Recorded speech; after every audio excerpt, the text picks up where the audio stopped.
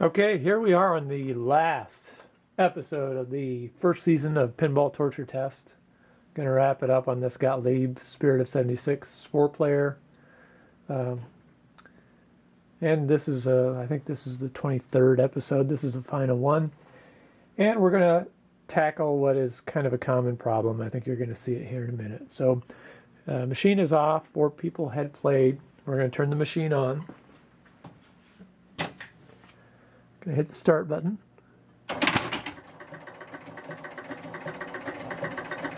That's all we get. Score motor's running.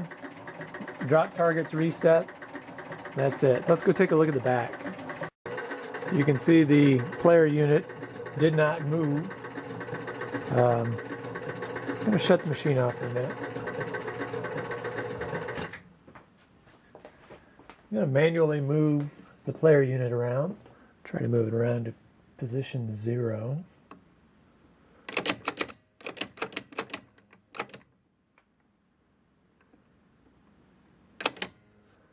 Okay, that's position 0. Let's turn the machine on and see what happens.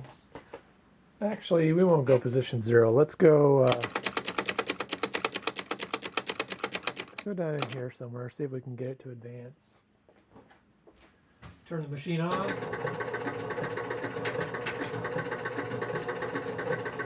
Nothing happening.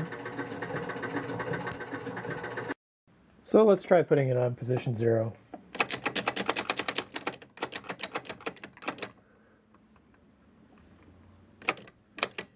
There we go. Now let's turn the machine on. Okay, score motor is not running. Let's hit reset.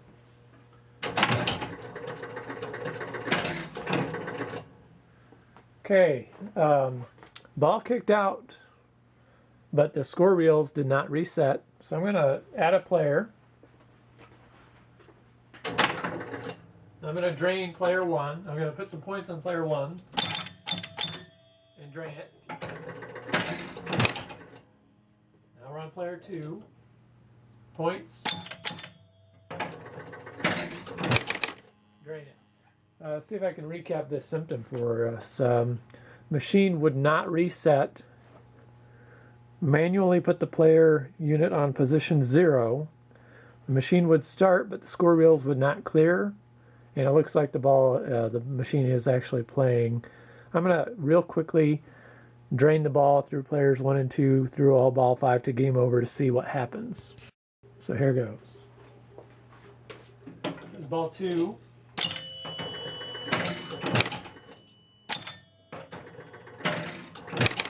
Ball 3.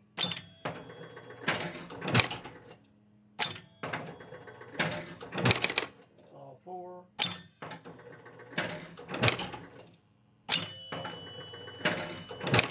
Okay, ball 5, player 1. Okay, here comes ball 5, player 2. Machine goes to game over. Now let's hit restart and see what happens.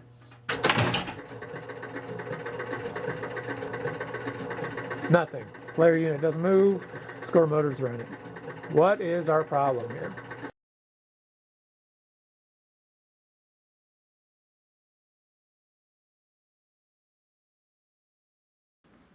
Okay, you can see a slip of paper right here that is blocking open a switch contact of yellow, blue, and red, white on the AX relay. So let's go take a look at the schematic for that.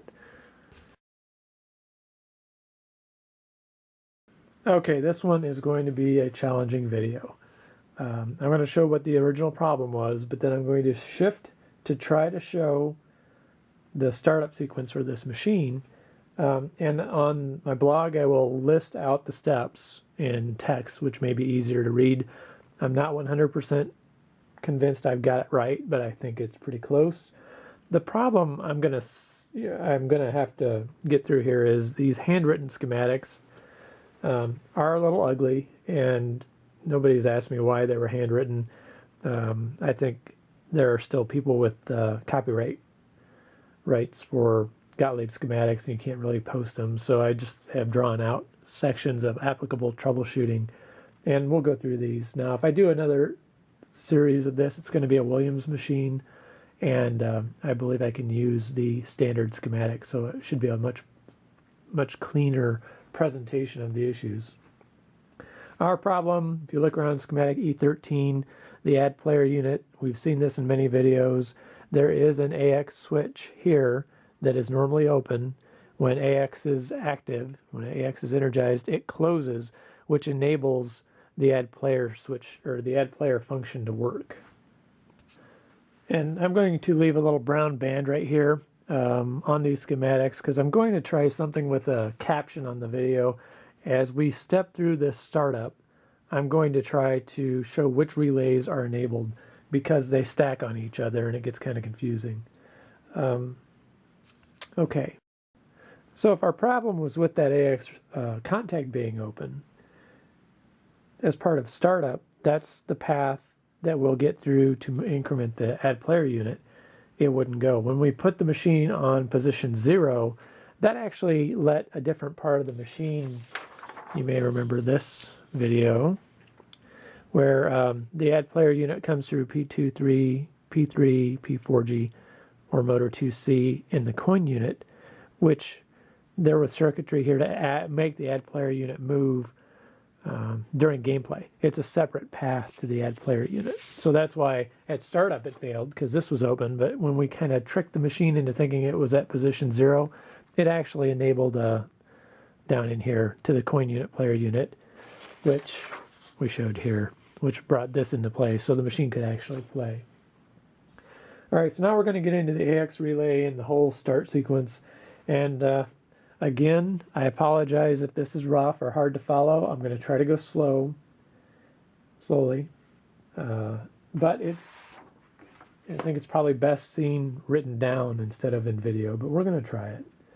So first off, at machine startup, the first thing the machine does is if AX is, remember AX is a latch relay. It's either energized or de-energized, but it's a physical latch like the BX relay. So you can shut the machine off while AX is energized, and it's got to have a way to reset. The way that happens is if you turn the machine on and if AX is latched into the energized position, and since that stays on and the AX relay is energized, the AX relay has a contact to the score motor, so it's going to make the score motor run until AX resets. So there you can see motor 2C stays open, but with AX energized, it's going to make the score motor run, and boom, you'll see that AX reset gets triggered. All right, so let's assume that AX is in the proper state. We'll call it the de-energized state. When you turn the machine on, 2 relays turn on right away. The Q relay, which is the game over relay, and the U relay, which is the first ball relay. If you turn a machine on, both of those will energize. So here's the Q relay, and you can see that at normal machine power up, this contact here for the R relay is closed because it's not activated. Ignore this green stuff, it was from a previous episode. We have a circuit to Q, so Q is going to turn on. So Q is enabled, as is U. And we talked about this in a previous episode as well. The state of a schematic is when the machine fully resets, ball kicks out to the runway, and then the machine is powered down. So this shows the state of switches when the machine is turned off. And so you can see right here that the U is enabled by this normally closed H relay when the machine fires up. So U is going to be turned on. Okay, so what does that mean? Q and U are on. What are the effects? So the first thing is there's a hold on relay for Q. So it'll be enabled to keep it on. It is going to open a circuit to the O relay. Here's the ball return relay. You can see right there's the Q switch normally closed. Since Q is energized, that's going to open, which is going to prevent the ball return relay from energizing so the ball doesn't kick out and that kind of stuff. The other thing the Q relay is going to do, there's a normally closed switch to the playfield, and we've actually had that broken in a previous episode. It's going to open that so the playfield doesn't turn on. That's primary functions of the Q relay startup. Now let's look at the U relay's startup, that first ball relay. So here's the U relay. It's turned on. There's going to be a hold on contact to keep it going. And then the U, that first ball relay, it's like, it seems like they're repurposing the first ball relay. They use it for partially for startup and then partially for after startup. But anyway, you can see right here a pair of U contacts. Since U is energized, AX, it's going to start to enable the circuit to enable the AX relay. It's also, there's a normally closed switch right here for the U relay. It's going to open that to prevent AX and BX reset from happening. Okay, so Q and U are enabled. What's next? Well, we've seen this circuit before. This is how the machine starts. There's the replay button. We're going to assume there's credits on the machine, so this switch will be closed. Since AX has not energized yet, this normally closed switch will be closed. So when the replay button is pushed, we've covered the start sequence before, the S relay. This circuit will enable S, and then S will have several switches it triggers. So now let's look at what we've got with S. So recap, right now Q, U, and now S relays are on. So what's the S relay going to do? First, it's going to reset the target banks and sequence banks. Then it's going to close the score motor circuit, so the score motor is going to be running. It also closes a contact in the add player unit circuit. Let me see if I can find that. Right here, the S relay is going to close this, but it is not going to allow the add player to go until that AX switch, which is actually just right here. I should have drawn it in, but that switch is going to have to go before add player can move. The other thing the S relay does is it powers the R relay. The R relay is the hold relay. So let's take a look at it. Right here, you can see the S relay is going to close, which is going to power up the R relay. So now we've got Q, U, S, and R relays all activated. What is the R relay going to do? There's a hold on contact for the R to keep it on. What else does it do? The R relay has a normally closed switch here. It's going to open again to prevent AX and BX resets from firing. So these are both open. It is going to toggle here. So it will open the initial power to the Q relay, but the Q relay through this hold on contact is still enabled. So Q relay is going to stay on. You can see AX there. We'll see that again. It's going to open that later on, but we don't have AX actuated yet, so we still have Q closed. This other side of the switch is going to enable the score reels, so that goes and feeds the score reel function. And then there is an R relay here, normally closed, and it's going to open this switch, but you will still have a circuit through this connection. So it's preparing to shut off U as well.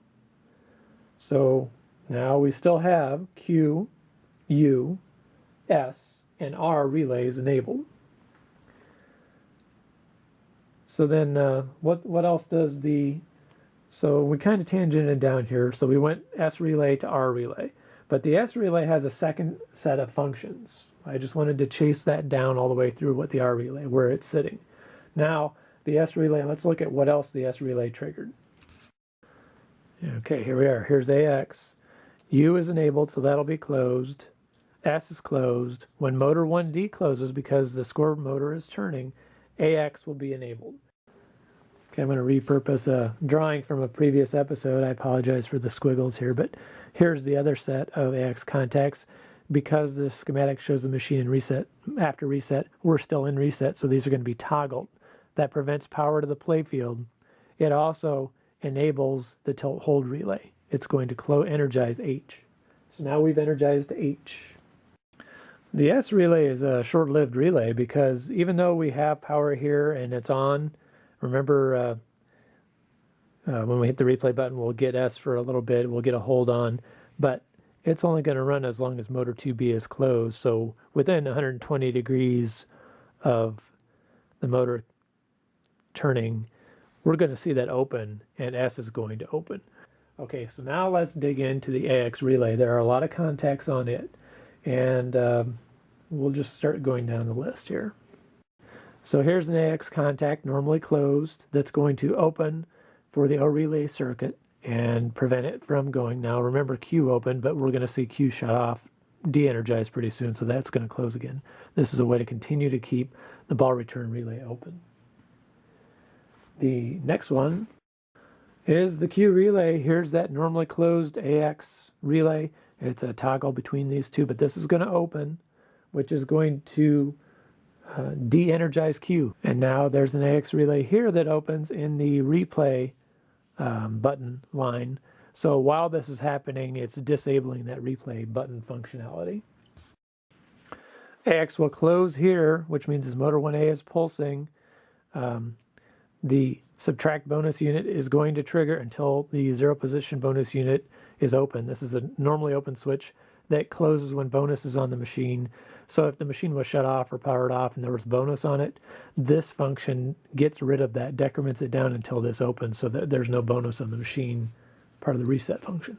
All kinds of relays have been involved with startup, and we've got S, we've got AX, etc. So with AX turned on, or with AX energized, we'll have something closed to keep the score motor running. And then we open the switch contact to the U relay, the first ball relay, and that's going to open that up and shut off the U relay. So now the first two relays that were turned on the machine, Q and U, are done. Okay, so U just de-energized, which means this switch here is going to close, which now means there's a path for AX and BX reset to occur. R is going to stay open because the hold relay stays on all the time, so we're not going to see that one close again. But now that U's off, it's preparing for AX reset to occur when motor 2C occurs and when P5A closes, which is at player unit position 0. Also, I mentioned that we de-energize Q, but that's a toggle. The other side of this toggle closes the circuit to the add player unit. And this switch is the switch that I talked about a minute ago. Let me show you the other schematic. This switch right here, this AX switch, is this switch, which means AX is closed. It's going to allow motor 1A to pulse to trigger that add player unit. And we've covered the add player unit for quite a bit in the previous episodes, so hopefully that piece makes sense. Recall that add player unit is going to go until we reach position 20. When we hit position 20, Z1 will enable. And we've talked in previous episodes about when it's at Z1, part of the score reel reset is happening. Once the score reel is reset, I'm not going to explain that again. You can look at previous episodes. But once player 1 and 2 score reels are 0, add player is going to trigger. We're going to go to position 21. Z2 is going to enable. It's going to click player 3 and player 4 score reels. After those are clear, the player unit's going to continue to advance to position 0. When the machine is at position 0, P5B opens, which is going to open the that basic startup path for the player unit. We've had that in a recent, one of the last episodes of the series. We talked about the P5B function. So we're really close to being done here. We only have a couple of relays still on. We've got AX on, R, and H. And remember earlier we talked about how this U relay contact closed when U de-energized, and we talked about how P5A, when it got to the 0 position, would be closed. So as soon as we're at the 0 position, that score motor is still running because AX has contacts to keep it running. Motor 2C, when it hits, will provide the circuit to AX reset. So when AX resets, all that will be left on is H and R. Now I think I'm going to stop here because what I should probably do is go into how the ball kicks out and all that stuff. But I think I only wanted to carry this from startup until the AX relay reset. There are a couple of other startups that happen after this. If you say you don't have a ball on the machine, it's going to stop here. If you put a ball in the out hole, it will trigger the rest of the startup. But I'm not going to get into that now. I hope this helps. I know it's confusing as heck, but there's a lot of moving parts here, and I couldn't come up with a better way of describing it. So if there are inaccuracies here, let me know.